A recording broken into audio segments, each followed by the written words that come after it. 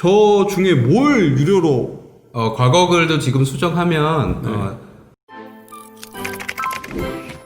네, 안녕하세요. 안녕하세요. 네, 저는 배인순 변호사입니다. 네, 김정환 변호사입니다. 네. 오늘은 최근 논란이었던 뒷광고에 대해서 얘기를 좀 해볼 거예요. 9월 1일자로 공정거래위원회에서 뒷광고에 대한 지침을 마련했거든요. 정확히 제목은 추천 보증 심사 지침이라고 하는데 오늘은 그 내용에 대해서 한번 알아볼까 합니다. 이슈가 많이 되고 있는 거고 사실은 명확한 지침이 없어서 네. 뒤 늦었지만 적절한 조치인 것 같아요. 네. 사실 이 뒷광고, 즉 이게 사실 소비자를 기만하는 광고라고 지금 보고 있거든요. 이 광고에 대한 처벌 규정은 예전부터 사실 있었습니다. 근데 그 기준이 워낙 애매모호하다 보니까 실제적으로 처벌까지 가는 사례도 없었어요. 실제적으로 이 기만하는 광고 같은 경우는 형사법적으로 어느 정도까지 처벌할 수 있죠? 지금 공정위에서 얘기하는 로 따지면 표시 광고의 공정에 관한 법률에 따라서는 2년 이하의 징역, 1억 5천만 원 이하의 벌금 이렇게 규정이 되어 있긴 해요. 네. 그리고 형사처벌까지는 가지 않더라도 공정위 자체적으로 시정명령을 할 수도 있고, 그리고 때에 따라서는 관련 매출액의 5% 또는 5억 이하의 과징금도 부과할 수 있습니다. 기본적으로 자기가 만든 거, 내 상품을 올릴 때는 사실 당연히 뒷광고가 아니죠, 그렇죠? 네. 그런 경우는 이 법의 적용 대상이 아닙니다. 그리고 완전 100% 공익 목적으로 이제 어떤 홍보를 하는 경우에도 뒷광고 제재에 관한 심사 지침에 적용 대상이 아닙니다. 하지만 광고주와 경제적 이익이 조금이라도 있는 경우에는 모두 이제 경제 이해관계인이라 그래가지고 자신의 게시물, 영상 이런 것들이 모두 광고임을 표시를 해야 됩니다. 대체 구체적으로 어떤 예가 있는 거죠?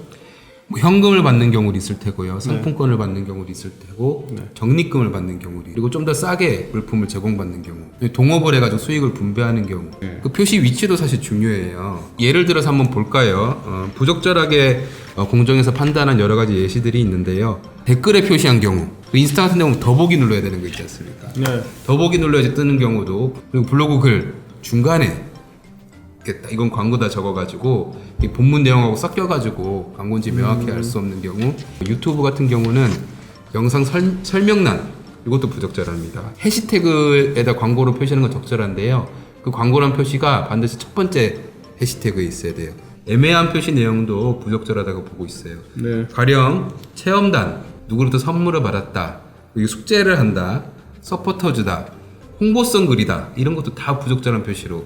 그리고 언어, 외국어를 사용해서 이게 광고다라고 표시하는 것도 글씨 폰트를 0.0001에서 막 써놓다거나 아니면 하얀색 블로그 바탕에 하얀색 글씨로 이것은 광고입니다라고 써놓거나, 이런 것들은 사실 소비자들이 전혀 볼 수 없잖아요.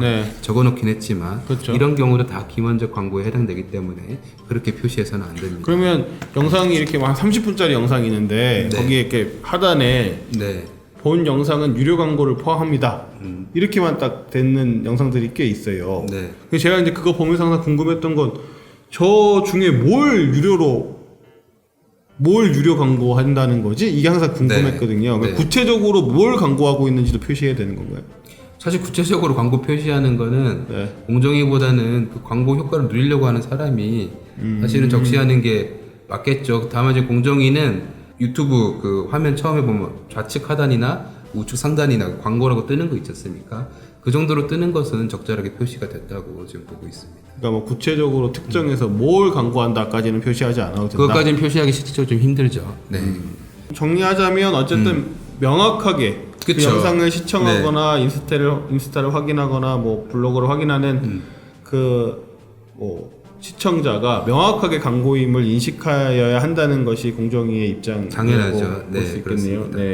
배 변호사님 경험상 입장이에요. 경험상 광고인 줄 모르고 봤는데 광고였더라, 이런 게 있나요? 사실 저는 그 자체를 별 믿질 않거든요. 이게 당연히 광고라고 보통은 생각을 하고 봐가지고. 혹시 속은 경험이 있으세요? 저는 원래 사람을 잘 안 믿어요. 그러니까 그래서 저희가 변호사를 하고 있는 게 아닌가 라는 생각이 좀 드네요. 그렇다면 이 예전에 막 써놨던 글들 있잖아요. 이런 글도 이 개정안에 적용을 받나요? 사실은 예전에도 이미 이 관련 규정에 의해서 처벌을 받았기 때문에 그 법이 발효되고 나서의 행위이기 때문에 처벌을 받긴 받을 텐데, 문제는 이제 저희가 법에 따라서 제재가 있을 걸 예상할 수 있게 하는 게 다시 국가의 책무긴 하기 때문에 지금 이제 와서 공정위 지침이 나온 거니까 과거의 글을 가지고 꼭 제재를 받는다 이렇게 좀 단언하기는 어려울 것 같고, 사실 그렇게 되면 너무나 많은 사람들이 제재를 받을 수 있기 때문에 아마도 이 지침 이후의 행위에 맞춰서 처벌을 하지 않을까라고 생각은 하고 있겠다고. 네라고 대답하면 될 것 같아요. 네. 그럼 그건 어떨까요? 옛날에 썼던 거 있잖아요. 네. 지금 과거로도 처벌 받으면 네. 그걸 다시 지금 와서 수정을 하면 처벌을 안 받을까요? 아니 그러니까 결국에는 원칙적으로는 처벌할 수 있다. 처벌할 수 있다. 다만 지금 지침이 이제서야 마련됐기 때문에 원칙적으로도 과거의 행동도 다 처벌받을 수 있는데 이제라도 제대로 표시해야 선처받을 수 있겠다. 혹은 처벌 안 받을 수 있겠다. 이 말씀 하시고 싶은 거 아니에요?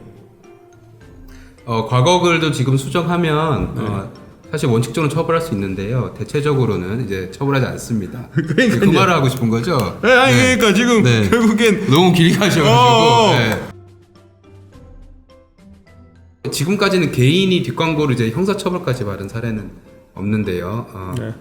이제 공정위는 이제 이런 심사 지침까지 마련했으니까 계속 모니터링 하다가 사안의 경중에 따라서는 형사 고발까지도 한다 그래요. 그래서 앞으로는 형사 처벌을 받는 사람이 나올 수도 있을 것 같아요. 그래서 모두들 조금 조심할 필요가 있지 않나 그런 생각이 듭니다.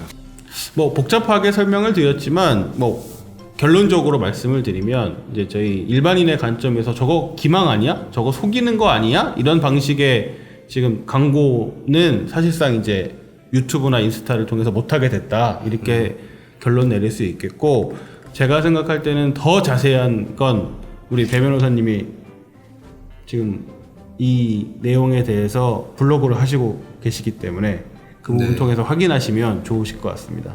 네. 제 이름 배인순 변호사 이렇게 네이버에 치면 블로그 하나 뜰 텐데 거기에 이제 코로나란다. 이 뒷광고 지침에 대한 자세한 글이 있거든요. 그래서 그걸 참조하시면 도움이 될 수도 있을 것 같습니다. 와주시면 좀 좋을 것 같아요. 네. 이상입니다. 감사합니다.